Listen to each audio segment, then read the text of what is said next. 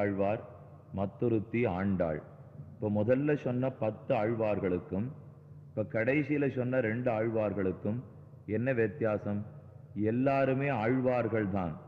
ஆழ்வார் ஆழ்வார்னா பகவானுடைய கல்யாண குணங்களிலே ஆழ்ந்து அவனை பற்றி அனுபவித்து பாசரங்கள் பாடுறாரோ இல்லையோ, அதனாலதான் ஆழ்வார்கள்னு பெயர்.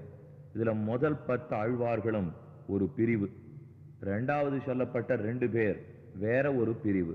முதல் 10 பேரும் தெய்வமான கண்ணனை கொண்டாடுமவர்கள், தெய்வத்தை தெய்வம்னு ஒத்துக்கிறவா முதல் 10 ஆழ்வார்கள்.